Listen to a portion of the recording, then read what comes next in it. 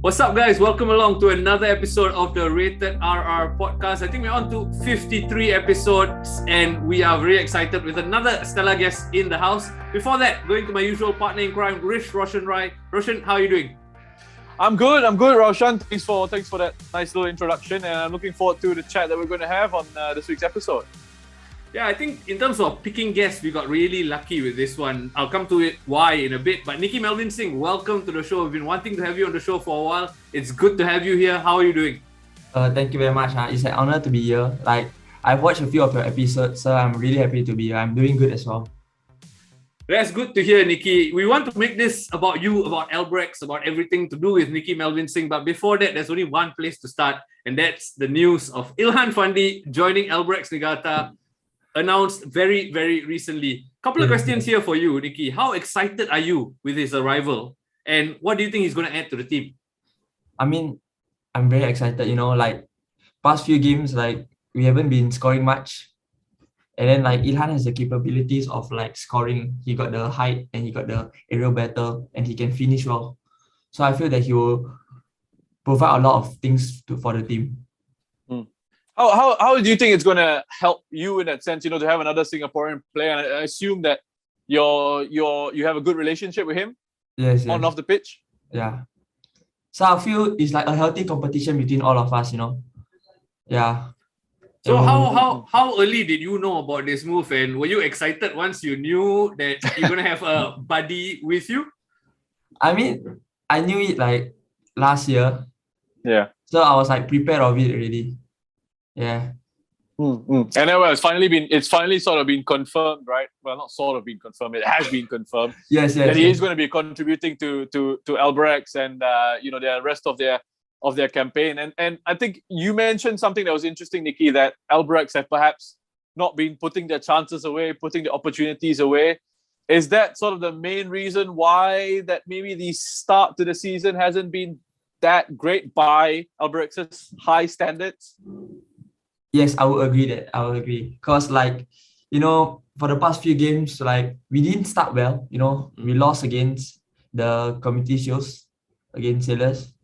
Then we lost against Tanjong Pagar on our first game as well. And then we got 2 wins, Balestier and Young Lions, and we drew 4 games in a row. I mean, we've been doing okay. We've been creating a lot of chances. If you look at the games, you look at the stats wise, we are taking a lot of shots, but we can't put the ball in the net. And also at the same time, we do concede a lot of goals because our team is young. We have a lot of young players this year compared to other years, and I feel that with Ilhan, with more attackers and all, we'll be able to score more, and then we will get the win. Has there been a sense of, you mentioned all those draws, right? That 4 consecutive draws. Yeah. Was there a lot of frustration in the dressing room after these matches, or around the squad? Yes. Definitely. Everybody wants to win. Yeah. So after a game, everybody is angry with themselves, sad, and we are frustrated. Why we have been drawing 4 times in a row. It's sad. Yeah, I hear what you're saying, and it's uncharacteristic for Albirex to almost concede the way they do once they take a lead, right? But anyway, round 1 done and dusted. Now there's a bit of a break before round 2. What's being discussed internally in terms of how to do better and how to push on in the remaining 3 rounds of the Singapore Premier League? I mean, we have been working individually. I feel our coaches have been doing we've been doing 1v1s, attacking scenarios and also defending scenarios with the defenders. Because if you are good individually, we'll be able to help the team and make it stronger. Do you get, is that a big part of training at Albirex? A lot of these individual sessions, maybe between strikers going or attackers go and train with one particular coach, and then the defensive unit trains on its own. Is that something that happens a lot at Albirex training? I mean, it do happen, but not all the time. Sometimes we do work as a team as well. It's based on the coach plan. Yeah, and what's interesting for me is, Albirex have usually been one of the fitter sides in the league, right?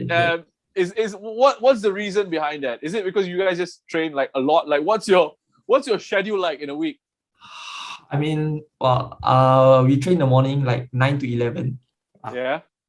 6 times a week. Wow. Yeah. Okay. And it's scorching, man. It's so hot.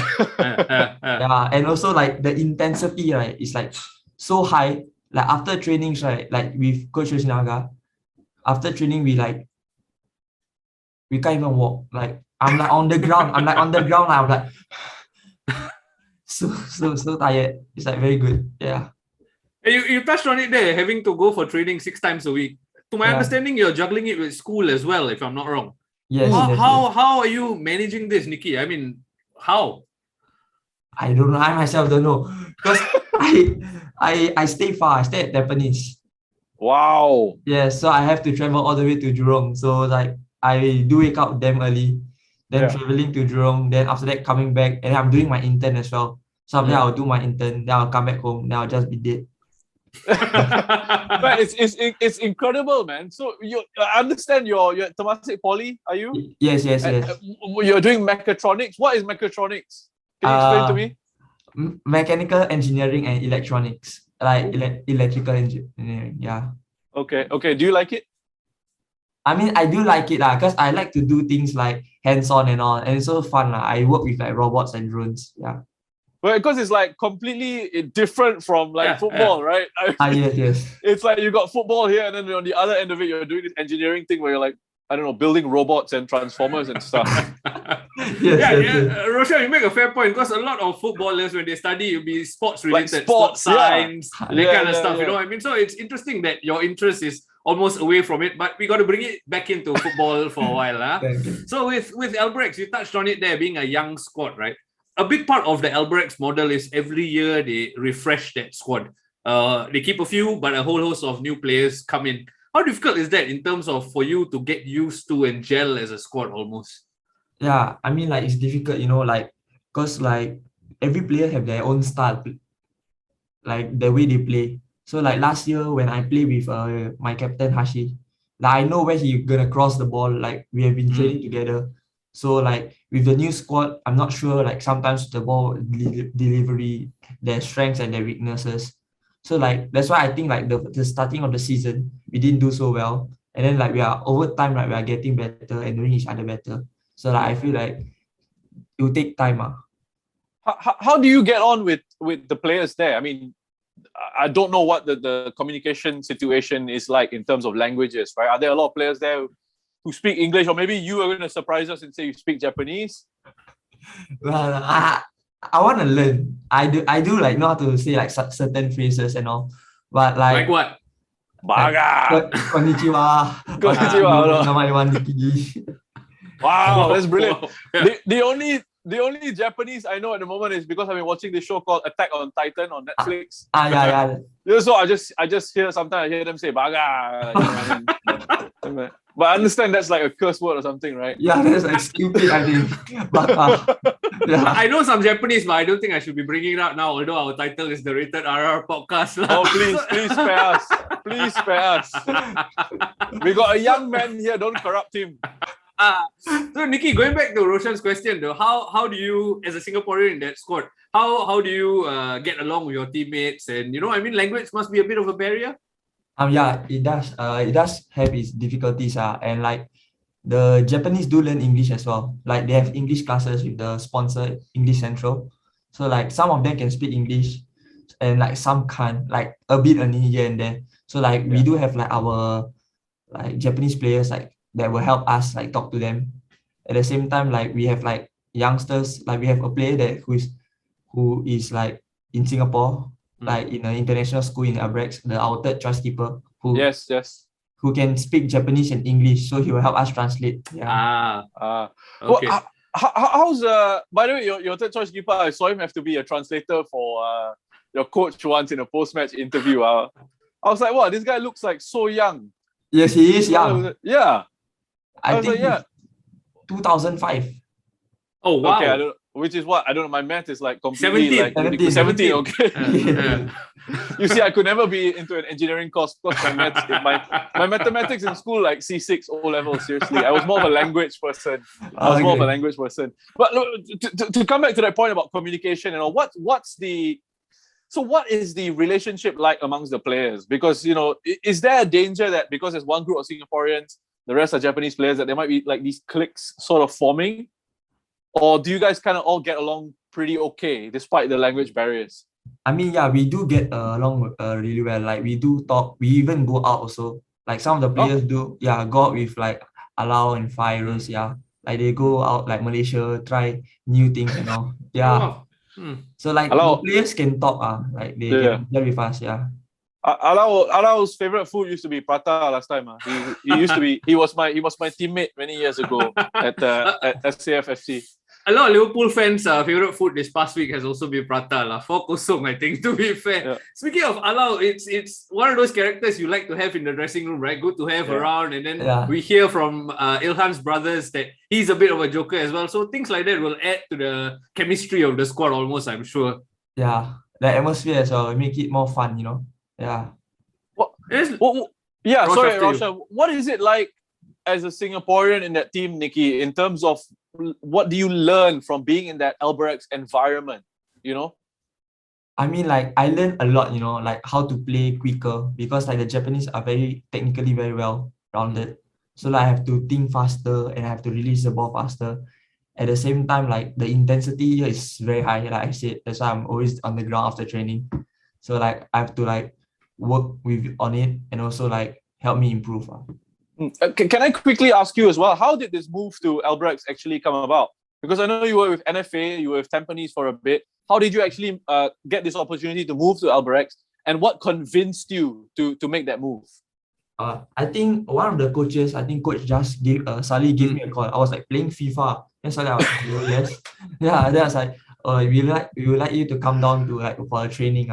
So I was like, okay, yeah, sure, can, why not? Then like I came, then like, I like it down there, like with the situation. It's also it's a good sting for me, I feel. And in terms of playing with Albirex for a while now, you talk about learning the Japanese culture and getting up to speed with things, right? In terms of players you played with, has anyone stood out as a role model to you or you learned from them? There must be a few. I mean, yes, last year's squad was quality. That was so good. It was so sad that we lost the title. Yeah, but we had like Suboy. Yes.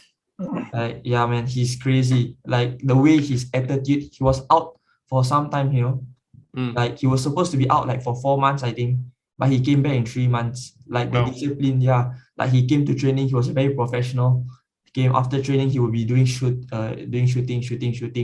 Then he's like professional. Like the way he acts, the way he teaches me, so he talks to me. Like he even brought me out to talk to me about my positioning and all, like how, like because we played together. So like he told me that. So that's like he was like one of my, like the person I look up to in the club. Yeah. That's brilliant. I mean, that's excellent to have people like around there who, have that experience of playing at a higher level, even though he's still very young, right? I think he was only like 22, 23 or something when he came across. Yes. Good to see him back in Japan as well and making waves back home. Nicky, you mentioned people who are influence and who give encouragement to the players and give advice to the players. You had a different coach last season in Shigetomi, right? And then now Kazuaki Yoshinaga has sort of come into the setup. Were you kind of surprised that he came back as head coach? I know he was there as a technical director for a bit last season, but now with that head coach's job, were you surprised that he was given that opportunity as a head coach again?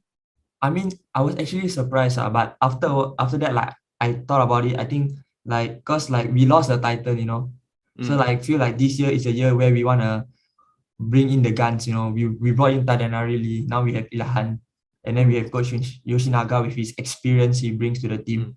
So I mean, like we are here to win. Yeah. What's that like playing with Tadanarili? I mean, he has a lot of experience. Like the way you can tell, even though he's old, you can tell technically he's very good. And then like the way he move, and also at the same time he do talk to us. Like he do talk and tell me about my positioning, and I feel like with his experience, it will bring a lot of things to the team. Yeah. One thing I gather is Nicky is hungry to learn from all these players. He brings up Suboy, he brings up Taranali, and that's excellent. That's the quality you want to have in a younger player as well, right? Going back to Coach Yoshinaga, obviously a lot of interest around Yoshinaga for various different reasons. So can you tell us, Nicky, what's he like as a coach on a day-to-day basis? I mean, he's very good. Like our relationship, like, he do talk to you. Like his English is not so strong, but he do like message you on Instagram. He will reply to you. Then he will tell you your mistakes and he will like just talk to you, you know, which is good lah. At least you know that you can talk to your coach. But and also when it comes to business, he's very serious. So I feel like he's serious and he's also fun at the same time. Yeah. Sorry, just the point on talking to you on Instagram and stuff like that. Recently, when you were announced as in the SEA Games squad, right? I saw he mentioned you in a comment and then you reshared it. What does that do for a player when your coach, you know, publicly is praising you like that? How does that make you feel, man? I mean, like, yeah, it makes me proud that my coach is like happy for me. And at the same time, it makes me want to work harder. Yeah. He looks like on the outside. Oh, sorry, Roshan. I was just going to say he looks like on the outside, like really like this serious fella. Scary, right? Talk to him. At times, like, who's a disciplinarian, and then you're not quite sure what kind of like how to read him in that sense, right? Is he? You mentioned he might be a bit of fun at times as well. Is he a good man manager, Nicky? Yes, I would say yeah. He's very good. Like he do talk to you and everything. So I feel like that is very important. Like he create the relationship with you. So I feel that's good. Yeah. So he's not just like a drill sergeant. He puts an arm around your shoulder when you need it. No. No, he's okay. He's Yes, not yes, like a yes. general just screaming orders. No. Okay, Actually, Nicky has to say this because if not, He by the has time this to. podcast go out tomorrow 9 a.m. JE, it's going to be difficult for him. Nicky, I want to move it on to the SEA Games, but very quickly, I just want to ask you a question about Albirex. From the outside perspective, Albirex is a club that's come to Singapore but is giving back a lot to the Singapore community as well. We see that from the outside. I want to hear from someone from the inside. Is that actively discussed and talked about from the management level that you guys need to give back to the community? Yes. Like we do a lot of events, you know. We do events, we do help out with the Yuhua community, we do like rice distribution and everything. So like the club is here to like showcase their skills and everything and also help the community. Yeah, which is very good, I feel. Nicky, can I ask you one more thing before we move on to SEA Games? And this is something I think, is a question that has been asked about Singaporean players, young players going over to Albirex, right? And some of them might not get the game time that they need. And you've shown that, you can be a part of the team and you can get good game time. You can make a good contribution. We saw last season with Ong Yuen as well, get good game time and make a good contribution. So what would you say to sort of the critics out there who might be saying, why are the young players going there? They're not going to get game time. Is that about the club or is that about the players going there and actually trying to prove themselves? I mean, like, you see, like, even though if I go to like a local club and all, some players in the local club are getting like 20 minutes, 30 minutes, Like in here, you're fighting and you also will get 45 minutes at least. I mean, like playing 45 minutes to showcase your skills at the same time with the Japanese and learning from them, at the same time being able to take part in the league. I mean, that's a lot. Yeah. Really, yes. So would you say there's more to it than just game time? Because you mentioned the whole experience around it, right? The whole Yes. culture of the club and the training and the potential to maybe get scouted and go over to Japan, potentially. It's like playing in a foreign club. Like your experience, like when you're in overseas and then you're playing in a foreign club, that's like the experience I'm having down here. So I feel like it's a very good experience. Yeah. That's excellent to hear. Shall we move it on to the SEA Games perhaps and look ahead to that? Nicky, you've recently been announced in the provisional squad for the SEA Games. You must be excited for the competition. Yeah, I'm really excited. I hope I do get to go to the final squad. Yeah, because I can't wait. I want to play for Singapore. Yeah. You touched on it there. I want to play for Singapore. What does it mean to represent Team Singapore, man? Yeah, it's an honor, like to represent your country. And it's a proud moment for me and my family and for everyone. Yeah. I hear you. Sorry, Rosh, after you. No. Carry on. I was just going to say, well, I mean, look, when I watch you play and all that, I feel like you have this sense of wanting to take responsibility, wanting to try and make a difference for your team. Where does that sort of come about? Is that something that's just ingrained in you? Do you just have this strong sense of belief in yourself that you can make a difference when you go out onto the pitch? Because sometimes young players can be overawed, right? But I don't get that sense with you, for example. I think it's like just like how I feel about myself. Like I'm always hungry to do better. At the same time, my dad do talk to me at the same time, always ask me to push. Yeah, so like I always want to do better. Every single day I'll be thinking, like after a game I'll be watching my game again, like trying to see what I could have done better. And I always want to improve and be a better player, I feel. Yeah. Can I ask you then, since you mentioned that, what do you think your strengths are now? And also, where do you think you can make these improvements? Oh, I feel like I am decently good in finishing, but after one-on-one, I missed the one-on-one vs Lion City Sailors. I think I need to improve my finishing again. Yeah. Then I feel like my movement, like I'm very like compared to like other strikers, like sometimes I do play striker with the Singaporean 33, sometimes I play down the wing and everything. I feel like the difference is I'm like I can press the team. Like I can put the centre backs into pressure. At the same time, I can make those runs behind the space, which I think I'm good at, and also like helping like dribble. I'm decently good at dribbling, and yeah, that's all. You agree with that, Rosh? Based on what you've seen, is that true of what Nicky said? Anything he missed out? And I know, absolutely. He's high energy, he presses well, he's aggressive, he looks to try and take people on, and he gets himself into good positions. And I think he's spot on. He just needs to work on his composure in those positions and find the back of the net, add goals to his game, because as a young attacker coming through, I think we've spoken to other young attackers coming through. It's all about, they want to get their numbers up, because then people tend to also sort of notice, and you're making a big contribution to the teams. Nicky, I want to go back to you bringing up under 23 and how you play for that. And most of the team is made up of guys from the Young Lions, right? So how is it like as an outsider in that sense, joining this team? Do you feel like an outsider, or do you feel like it's a welcoming sort of atmosphere? I think it is welcoming, but at first you feel like an outsider. After a while later, when you gel with the players and get to know them, because I know most of them as well. Like I play with them, so like it's okay being there. Like you can play with them, you can talk to them, and also it's like same age group, so like you can click better. Easier to vibe, I guess. Yes, easier to vibe. Who are you close with? I knew you were going to ask team. Who are you close with in the team? I'm like decently close with everyone, but I'm mostly close to my batch, the O2s, because like we've been together with in the NFA. Yeah. Okay. I'm mostly close to them. Yeah. Are you going to give us names, or are we? Okay, I can give. I'm like close to like Ryan from Tem.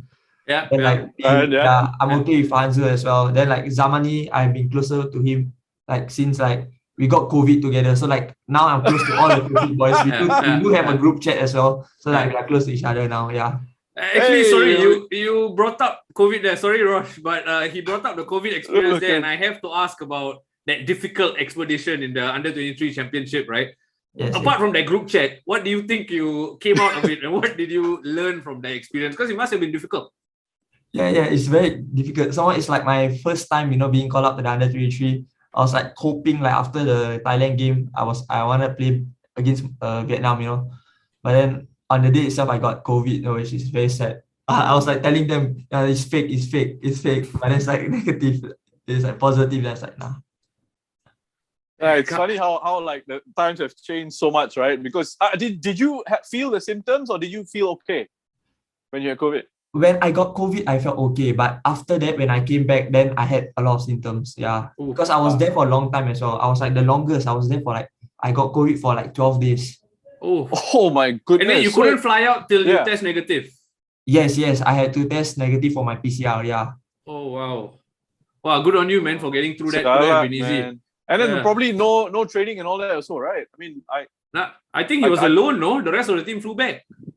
I was with the COVID boys, but then after that, everybody started getting negative, then they left.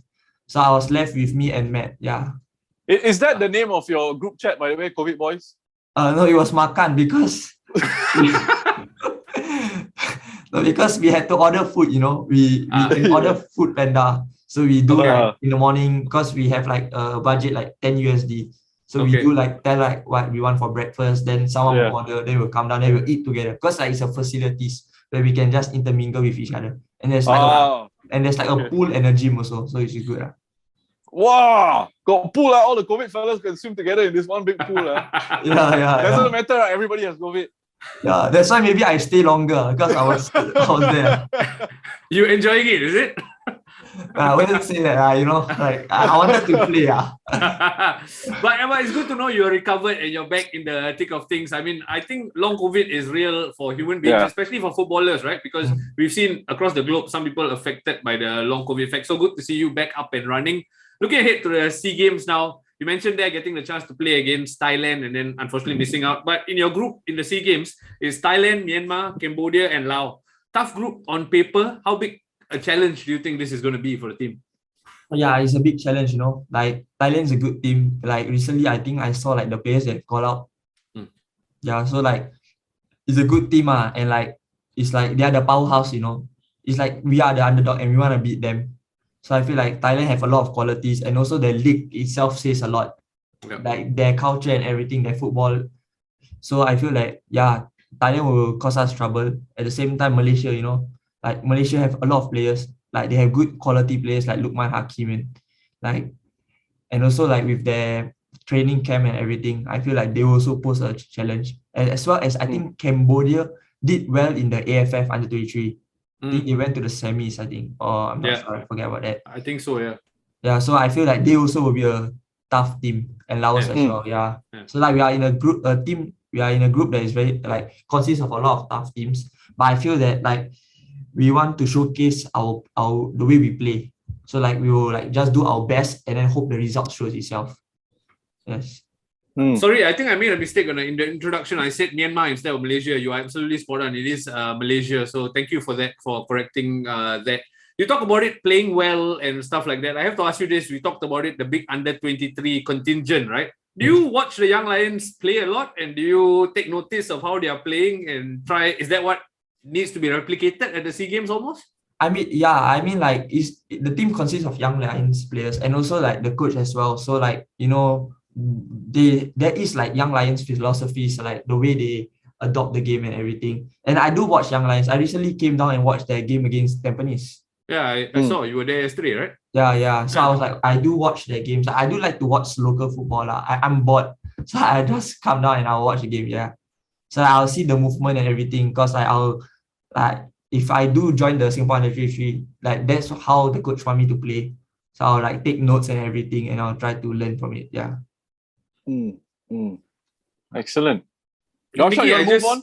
No, not just one last question, Nicky, about the SEA Games squad. You talk about the provisional squad, right? Yeah. Recently, Captain Jacob Mahler picked up what looked to be a difficult injury. Have you spoken to him since? How is he doing to start with? Yeah, I mean, like, I did ask him how is it, and he said it was okay. Like he did hear a pop sound. I hope like it's not serious. Like he's a very important player for us. He's like the backbone of our team. As you can see, like Young Lions was doing so well when they were winning 2-0 against them. I feel like his injury did contribute to them making a comeback. Yeah. Yeah, I completely agree. And I think I speak for a vast majority when we say we wish Jacob a speedy recovery, whatever it is. Nicky, just very quickly, in that provisional squad, Irfan and Iksan are also part of that squad. And now with Jacob's injury, you talk about being the backbone to that young team, right? How crucial would it be for the possibility of Irfan being in that squad just to provide that experience? Yeah, I mean, like, Irfan is good. I do watch his games and everything, and I feel that he's strong, he's big, he's fast, and he's quick. And I mean, like, having a player like that, like where you can trust at the back, I mean, like, that's amazing, like when you attack, because sometimes when you focus on attack so much, your defense do get caught. So like having Irfan there would help us, defensively. At the same time, we will be able to focus on our attack more. Yeah. I'm very excited about the SEA Games, just be honest. Yeah. Once the squad was announced, and then the few overage players coming in look to be good quality as well. So wishing Team Singapore all the best. And Nicky, once you do make the squad, hopefully you can do well. Let's move it on to a more personal level, and we try and get to know Nicky Melvin Singh a lot more. You talked about it there. You mentioned a few leagues in terms of the Thai league being high level, J League and stuff like that. And we've spoken to many players of your generation who all harbor hopes of playing abroad. Are you of the same mindset? Yeah, of course. I do want to play overseas, like I want to improve. Like I said, I want to be a better player. I feel that being able to play overseas just prove my point that I am good, Yeah. And where would that be? I mean, ideally, I would like to like start small first, like maybe in the ASEAN region, like maybe Thailand. Like everyone says Thailand because Thailand league so good. Then maybe from there I'll progress to Asia leagues and also hopefully go abroad, which is good in the Europe. Yeah. When we spoke to Iksan a while ago, sorry Rosh, when we spoke to Iksan a while ago, he mentioned his dream at that point is to appear in FIFA. You mentioned earlier you play FIFA. Is that one of your goals to be I mean, if I appear for FIFA, I'll be damn happy. Even though it's like 50 rated or bronze or what, I'll frame it and I'll even put it in my room, Like, I won't even play myself because I do play Ultimate Team, So I'll even have myself and I'll even play myself. Oh, for sure, man. I was just gonna say that you have to put yourself in a team and whatever, sign yourself for like the biggest clubs or whatever it is, man. Even the recently we had the fantasy league for the I For even SPL. put myself. Yeah, I can play myself. Yeah. So every time when I shoot right and I miss, I like shit, I lost points. Excellent. Yeah, it's Got so to, interesting to know. Got to, man. We talked about clubs, Nicky. Tell me, what's your favorite football club in the whole world? I mean, you did mention just now. So it was a hard pain. You said Liverpool fans like Prata because I support the losing team. Yes, me too. Misery loves company. I had a feeling about that. I don't know why, but I had a feeling that you were Manchester United. Maybe I read it somewhere. I mean, like if you can see, I do have Manchester United in my room. Oh wow. Yeah, I'm a big fan, but I think that's the first we've ever had a guest show us his room. So thank you for that. Yeah. Just sticking to Manchester United because since it's your favorite club. Yeah. Eric Ten Hag, is he the answer here or what? I mean, I hope so. Like I do like read like the articles they post about him, and he said that he's gonna bring more players in the defending compartment, the midfield, the attack, and like he's gonna bring like more players. So I hope so, because many have been making me depressed. I watch the game. I don't even know why I stay up so late to watch the game with my so tight schedule, and I'm so tired already every day. And then I come and watch, and they lost, and like cannot. Don't waste time. You just Look how smart the Liverpool fan is. Don't waste time. Your red shirt just changed to blue. You become Manchester City supporter. Nah. I'm loyal. You talk about. Sorry, Karen Roshan, go for it. You talk about your love for Manchester United. Who are some of your favorite footballers on the international scene, man? I mean, like last time, right? I do like Roy Keane. Oh wow. Yeah. I just like the way he play. The way he gives someone like I like, wow, I want to do that. So like the way like the discipline, and also the way like he's hungry for everything. He's the aggression. That's why I'm always like running all the time, like trying to win the ball and everything. Like when I press, and always like when I get the ball, the first thing I want to do is attack someone. Yeah, I do watch Roy Keane like some videos to like just hype me up sometimes. Yeah. Wow. Are you old enough to remember watching Roy Keane? I wasn't old enough, but like I did like watch like some of the past game because I also like I started liking Man U because of like Cristiano Ronaldo. Yeah. Okay. Yeah. I was very surprised, happily surprised that your answer was Roy Keane because you do play as an attacker. I thought you would be someone like that. So it's good to know that even Roy Keane had the impact on you, and you made the reference to the way you play as well. Any other players on the global stage? Oh yeah, but you mentioned Roy Keane is because I did last time play as a centre mid. I did play centre back as well. Yeah, I was a defender last time. Yeah, When did that transition happen? I think NFA under 16. That's when I became a right wing / striker. Yeah. Why? I mean, like, cause like I played centre back, right back. Then I like to attack a lot. So like one of the games, the coach like in the COE games like, put him right wing. Then I scored a hat trick that game. So like eventually I just continued playing there. Then I also like dribbling and all. So like when I went to Tem, I played as a left winger striker. So like it just progressed from there. I became an attacker afterwards. Yeah. So is it safe to say that you in attack is where you want to stay? No more switching of position for you? I mean, I don't even know what position I am like. I mean, I played every position. I played left back, centre mid, right back, cam, striker, even goalkeeper as well. So maybe attacker, because I like to score, One thing I picked out though, just now you say I used to play right back and then attacking, all that is fine. Then centre back, how are you attacking as a centre back? Just moving the ball forward, is it? Ball playing centre back lah. Yeah, get the ball, just dribble only. The ball also like set piece as well. Yeah, also one of the reasons is why I went up is because the set piece I always score from like corners, like headers and all. Like when you're 16, like I'm quite tall at that age. So like I always win like headers. So yeah, that's why. Brilliant. Okay, we talked a lot about international football. Rosh, after you, sorry. No, go. I was just saying that it was really nice to see this like evolution of this young player, and then now he's gone from basically all positions that he's been playing in. Carry on, Roshan. And yeah, he also says he's found his home now in the front line. Like we talked a lot about international footballers. I just want to understand. You mentioned being an avid local football fan, find yourself at games. Any idols in the local scene that you have or people you look up to? Oh, I actually do. I'm a big fan of Lions 12 last time. I do come down, at the King George, I'll be down there. Yes, come on. So yeah. So I like Faris Ramli. I was a big fan of him, like the way he's very skillful, the way he dribbles and all. I think I even have on my Instagram, I archive a post where I post a selfie of, I took a photo with him. Then the caption was, I just went to check before the podcast and it was like, idol, my idol. Have you met him since? You must have. No, like I haven't met him. Yeah, I haven't. Like we never like. I don't know if we played against each other before. Yeah. Okay. Yeah. Roshan, sort it out, man. Yeah, I'm certain Faris or one of Faris's teammates might be listening into this podcast. So hook a brother up, man. That's good to know. That's interesting. I've again been caught off guard by your answer. Yeah. Rosh, anything else to add? No, that's all, man. I think Nicky has been outstanding, and really enjoyed speaking to you. And I want to wish you all the best in your career going forward, man. Keep working hard, and you're doing good things. Keep it up.